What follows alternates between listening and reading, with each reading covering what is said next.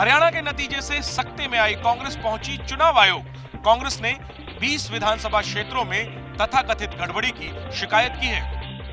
कांग्रेस का जो प्रतिनिधिमंडल चुनाव आयोग में शिकायत दर्ज कराने गया उसमें भूपेंद्र हुड्डा से लेकर पवन खेड़ा तक सब थे, लेकिन दो चेहरे गायब थे।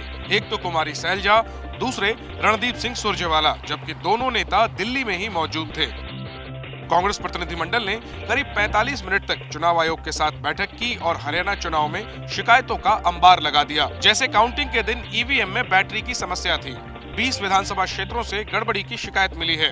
कांग्रेस ने मांग की है कि अगले 48 घंटों के लिए मशीनों को सील कर दिया जाए। इलेक्शन कमीशन को हमने अवगत कराया। करीब 20 शिकायतें जो हमारे पास आई हैं, उनमें से 7 लिखित शिकायतें जो अभी आई हैं। कांग्रेस ने चुनाव नतीजों के फौरन बाद यानी कल ही कह दिया था कि हरियाणा का चुनाव परिणाम उसे स्वीकार नहीं है।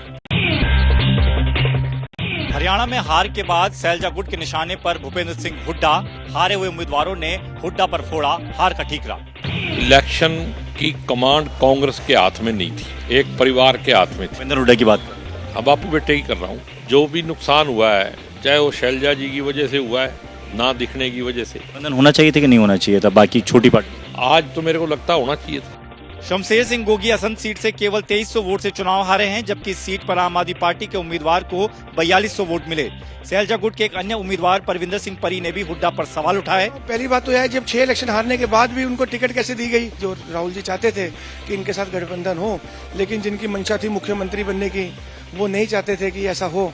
गठबंधन वाली शिकायत आम आदमी पार्टी के नेता भी कर रहे हैं, लेकिन हुड्डा का कुछ और कहना है। लोकसभा के चुनाव में गठबंधन किया, आपको मिले 47% वोट इंडिया गठबंधन। हम लोग कह रहे थे गठबंधन कर, गठबंधन नहीं किया। अब इसके बारे में कांग्रेस पार्टी से पूछिए। आम आदमी तो रहता, हमने ऑफर किए थे, लेकिन आपने देखा क्या परफॉर्मेंस क्या थी कि हमने मांगी सीट हमने दे दी। इस हार के बाद से न सिर्फ कांग्रेस में झगड़ा गहरा रहा है, बल्कि सहयोगियों से भी तनातनी बढ़ रही है। हरियाणा चुनाव नतीजों के बाद कांग्रेस के सहयोगी दल छोड़ने लगे तीर। शिवसेना उद्धव गुट ने आज एक बार फिर कांग्रेस पर साधा निशाना। शिवसेना का उद्धव गुट तो कल से ही तीखे वार कर रहा है। आज सामना में छपे संपादकीय के जरिए कांग्रेस पर निशाना साधा गया। उसमें लिखा है कि हरियाणा में कांग्रेस की हार की वजह अति आत्मविश्वास और स्थानीय नेताओं को नाफरमानी माना जा रहा है। जीत की पारी को हार में कैसे बदला जाए, ये कांग्रेस से ही सीखा जा सकता है।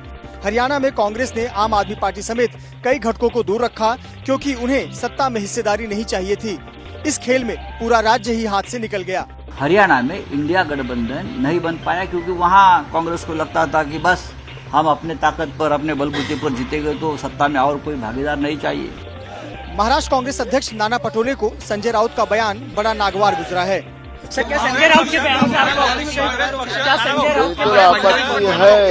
आपत्ति है, इस तरह से अलायंस को ये एलिगेशन नहीं लगा सकते।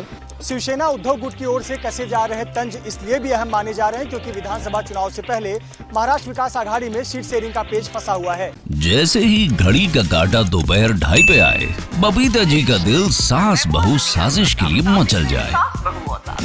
और ये है इनकी बहू, पूरे दिन ऑफिस की टेंशन हो जाए गॉन जब ये करें अपना फेवरेट शो फ्री टाइम पे ऑन।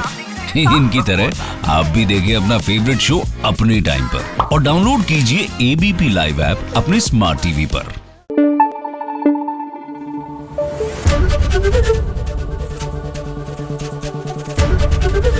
एबीपी न्यूज आपको रखे आगे।